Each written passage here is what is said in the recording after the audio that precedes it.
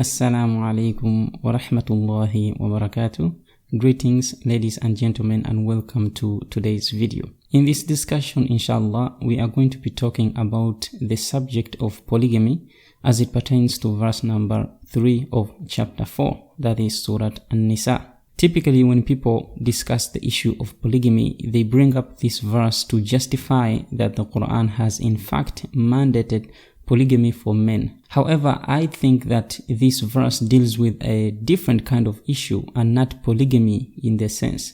Now, of course, I am not saying that polygamy is wrong or that the Quran doesn't acknowledge it. It does in fact acknowledge it in my opinion, and it does allow it. It does not seem to speak ill about it. However, it does portray monogamy to be the more ideal. Typically, when we listen to people who talk about this issue, they like to say that within Islam, you are allowed to marry up to 4 women. And so they bring up this verse in order to justify that, or in order to lend credence to that statement. But I don't think that this verse is actually mandating that a number of how many women you are allowed to marry. I don't even think it is dealing with all women in general, because there is a clause in the verse. So there is a condition that has been placed upon the one who seeks to marry other women. And also the verse seems to be dealing with a particular kind of women. Of course, if one wants to marry other women, as I said, they can, if they can in fact take care of those women. However, they will be held responsible if they decide to marry multiple women and then it shows that they cannot take care of those women. They will be held responsible in the eyes of Allah. So err on the side of caution, I would say, to multiple people or to anyone who wants to take on a second wife. You want to make sure that, of course, the other wife is okay with that issue so that it doesn't cause dissension between the wives. But anyway, that's a little bit of an introduction to today's topic, but you know my view as it pertains to polygamy, so let's just get into the verse in question. Now, as I said, the verse is found in Surah An-Nisa, that is verse number 3. So the verse reads as follows: أعوذ بالله من الشيطان الرجيم وإن خفتم ألا تقسطوا في اليتامى فانكحوا ما طاب لكم من النساء مثنى وثلاث ورباع فإن خفتم ألا تعدلوا فواحدة أو ما ملكت أيمانكم ذلك أدنى ألا تعولوا. So the verse says in English, and if you should fear that you would not be able to deal fairly with regards to the fatherless, then marry what seems suitable to you of the widowed women, in 2s and 3s and 4s. But if you happen to fear that you will not deal justly, then at least 1, or what your oaths have taken into possession. That would be nearer so that you do not overreach. You would notice that in other translations, for example, it would not acknowledge that this is talking about widowed women, but rather that it's talking about women in general. And also another thing that you will notice is that the word fatherless, yatama, which I have rendered as fatherless, is rendered in those translations as orphans, which is also fine. However, we need to understand what is meant by the term yatama within the Quran. When the Quran uses the term yatama, it doesn't mean it in the sense that someone has lost both their parents. Rather, what that means is that someone has lost the person who is the provider, and typically that was the father. So when that breadwinner dies, then the children, and there have to be children here, and the children become yatama. So the mother doesn't necessarily have to die. If you want to render it as orphans, then at least explain what that entails. So the verse begins, وَإِنْ خِفْتُمْ, and if you should fear.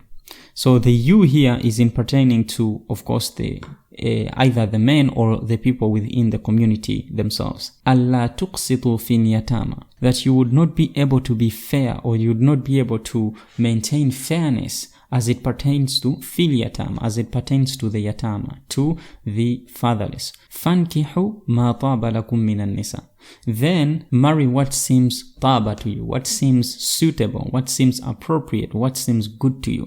Min an-nisa, of the women. So as you notice here, I've rendered that as of the widowed women, and I have not rendered it as merely of the women. So the father dies, and then the children are left with the mother.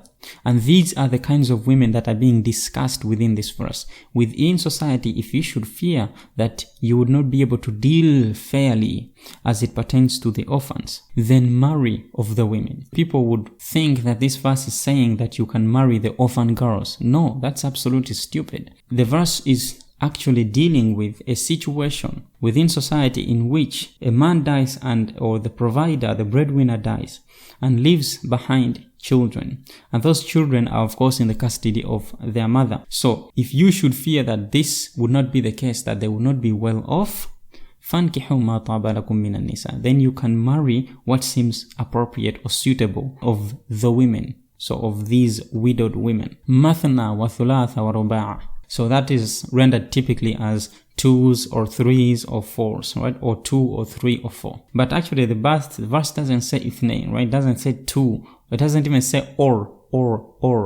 No, it says in 2s, 3s, 4s. So it's giving it in plural, right? It's saying a group of 2s, a group of 3s, a group of 4s. So you can assess it better in that way when you group them like that. A group of 2s and a group of 3s and a group of 4s. فَإِنْ خِفْتُمْ أَلَّا تَعْدِلُوا. And if you should fear that you would not be able to deal justly, فَوَاحِدَةً أَوْ مَا مَلَكَتْ أَيْمَانُكُمْ. Then at least one, أَوْ مَا مَلَكَتْ أَيْمَانُكُمْ. Or what your oaths have taken into possession. ذَلِكَ أَدْنَى أَلَّا تَعُولُوا. Then Allah says that would be nearer so that you do not overreach. The Quran here is saying that, look, there is this situation that has presented itself. These women need someone to take care of them. Their husbands have died and they have no one to provide for their children. So you men have to step up. You have to step up and marry these women. Make sure to take care of them. The point is to take care of those ones who are less fortunate, those ones who are low, to make sure that there is no this imbalance within society.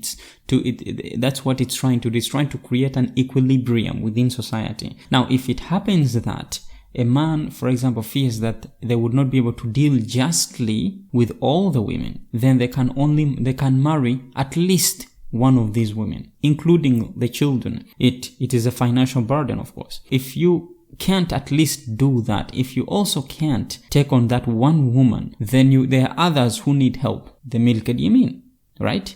They too need assistance within society. So you can marry at least from them. Again, the point is to create an equilibrium where everybody is well off, where everybody is being taken care of. Because within society, you have those people who have less, who are not as fortunate as others. And among those who were less fortunate, besides the fatherless, there were also the milk al-yamin, right? They also needed assistance. They also needed help. So the Quran would say that, okay, well, if you feel that you cannot at least marry these ones, right? If you feel that's a huge financial burden, then just marry from the milk al-yamin. Let's look at the first 6 verses of this chapter and try to see what is actually being talked about. The chapter begins by يا أيها الناس اتقوا ربكم الذي خلقكم من نفس واحدة وخلق منها زوجها وبث منهما رجالا كثيرا ونساء واتقوا الله الذي تساءلون به والأرحام إن الله كان عليكم رقيبا.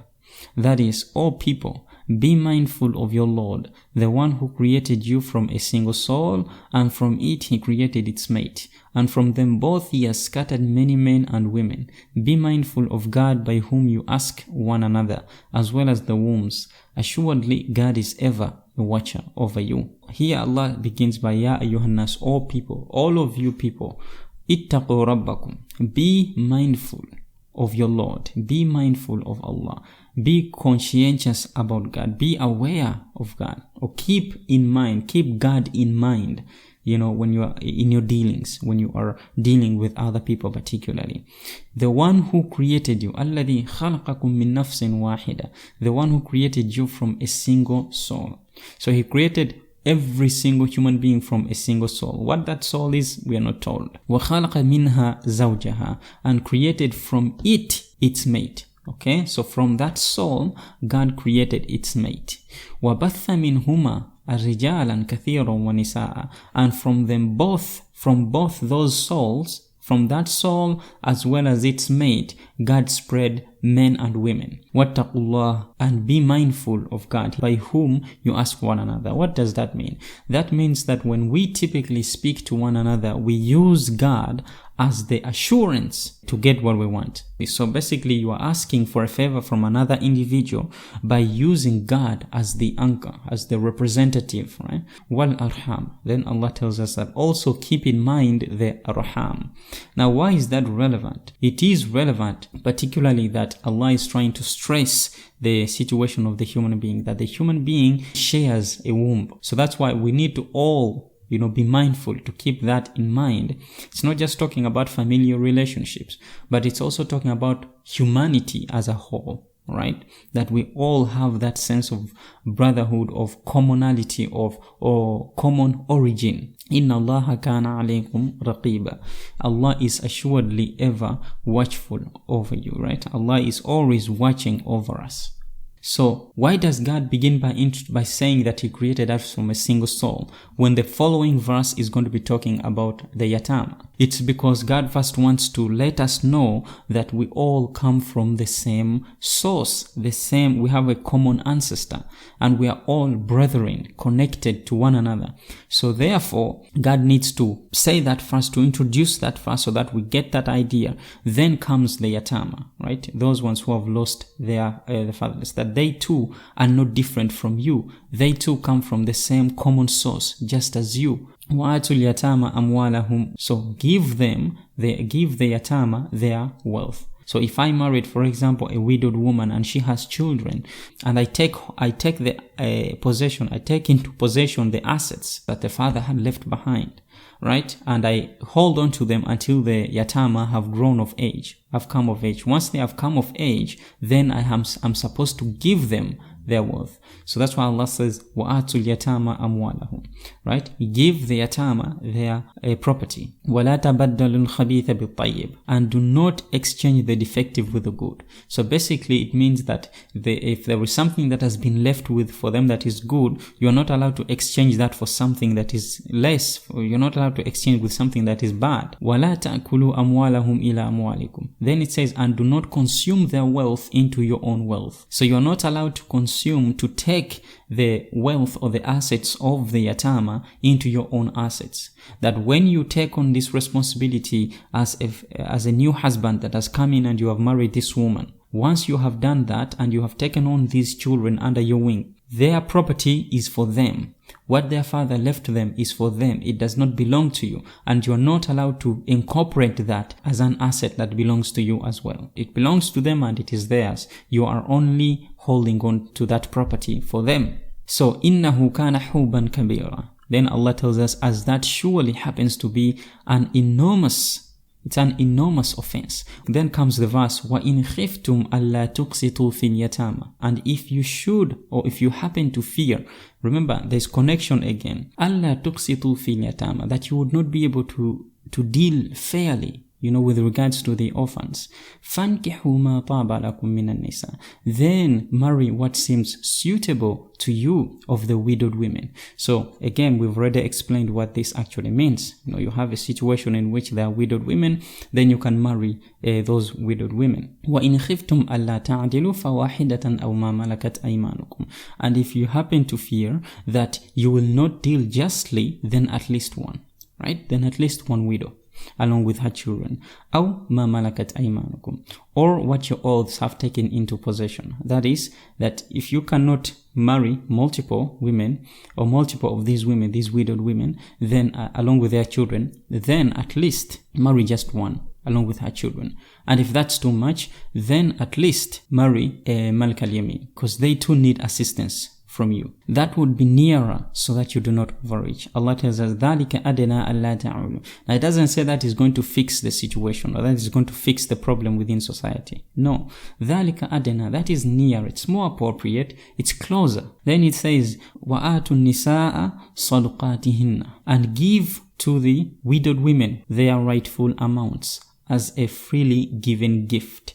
Nihlatan. Now what does that statement mean? It means that if you decide to marry these widowed women, right? Typically when people might intend to marry these widowed women because they think that the widowed women are less than they, or that they're doing them a favor. They might say, well, I don't need to give you any mahr. I don't need to give you any bridal compensation. But Allah says, وَآتُ نِسَاء, give these women, give the widowed women their saduqatihin, right? Their saduqat. And Allah calls it saduqat. He doesn't call it like ujur, right? Their bridal compensation, their compensations, like in other places of the Quran. But here He calls it saduqat, right? Which is a very interesting term. And of course the term comes from sidq. It comes from being truthful, or being rightfully, something that is rightfully yours. Meaning that the amount, the compensation that is given to the women is theirs, is their right. Nihla. And you have to give it nihlatan. Give it as a freely given gift. It's given freely, and you don't hold any grudges over it. Meaning, just like a nahl, for example, a bee is called a nahl. It gives honey freely, right? It doesn't hold any grudges over it. So you too, when you do give this compensation or this amount to the women, you must also give it freely. Don't expect to get it back. Don't expect that they owe you once you have actually given them that. فَإِن طِبْنَا لَكُمْ عَنْ شَيْءٍ مِّنْهُ نَفْسًا. Then Allah tells us, but if they of their own accord, nafsan, if they of their own accord give up anything, طِبْنَا لَكُمْ, if they give up anything to you from it, minhu shay'an, if they give up anything, so you give them their rightful dues. If they say, you know what, that's a bit too much, just give me half, or you can keep the other half, then in that case Allah says that's fine. They may do that, but the right belongs to them. فَكُلُوهُ هَنِيئًا مَرِيئًا.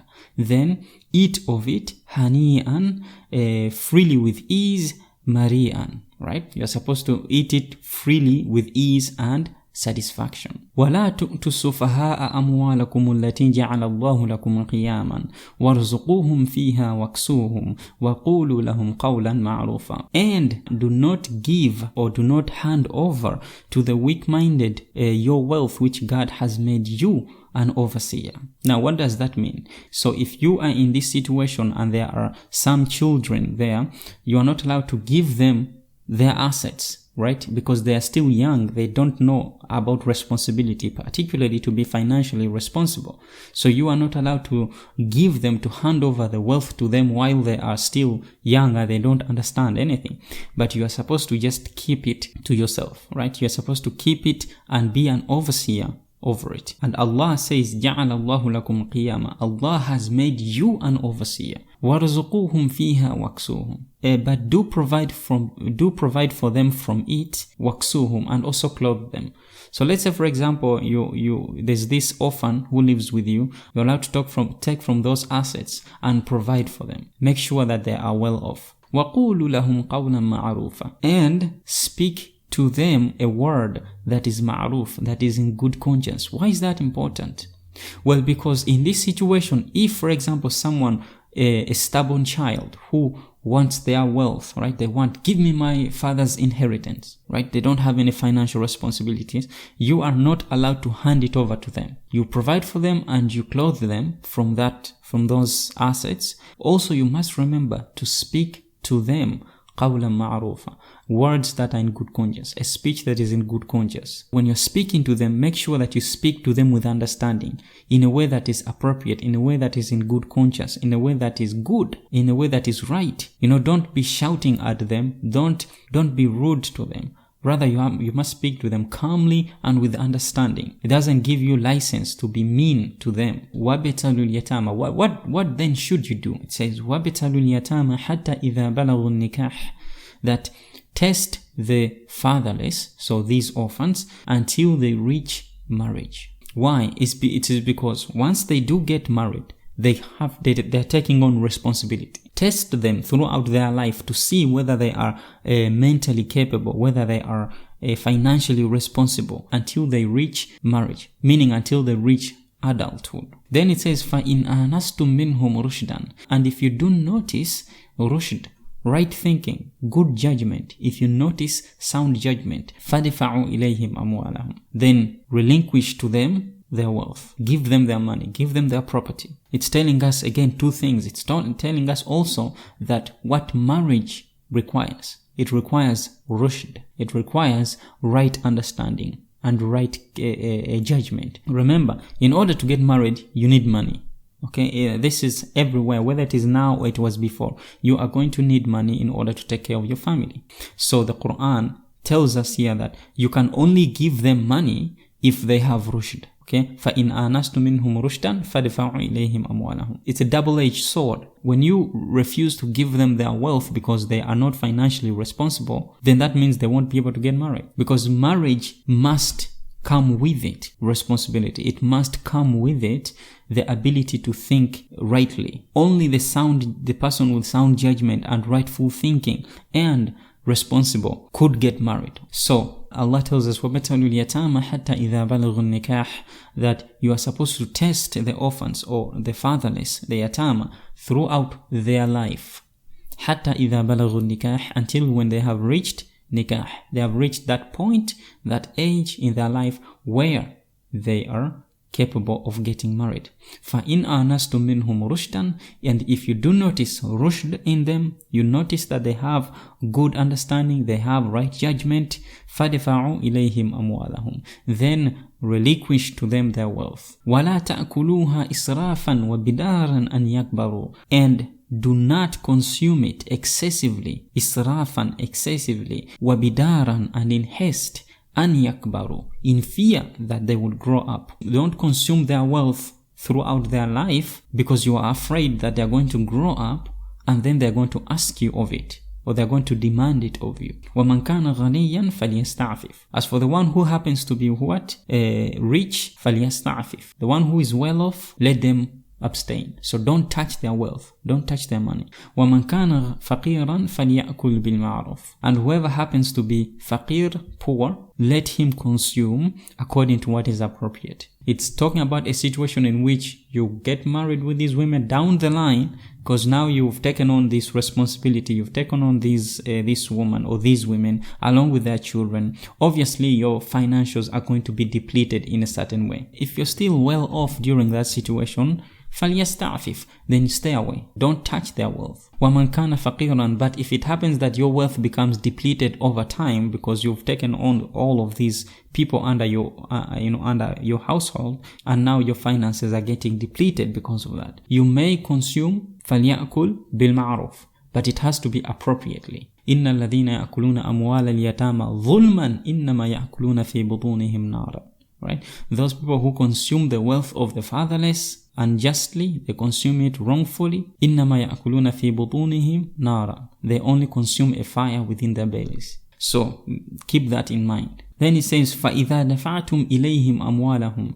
And when you do give them their wealth, when it comes the moment where they are now adults, they are about to get married maybe, and they require their wealth. You've noticed rushd in them, they are capable, they are financially ready, they are stable, they have the right mind and the right capacity, and you are going to give them their wealth, you're going to relinquish to them their wealth or their property. فَاشْهِدُوا عَلَيْهِمْ. Make sure that you call to witness over them. You have to call witnesses to be there and witness the proceedings that you have in fact paid over what is owed them. Then Allah ends it by saying, وَكَفَى بِاللَّهِ حَسِيبًا. But God is sufficient as accountant. So even though God is sufficient as an accountant, you still have to do this. So that is basically what the verses are talking about from verse number 1 to verse number 6. The point of the verses is not to push some idea of polygamy. The verse is dealing with a completely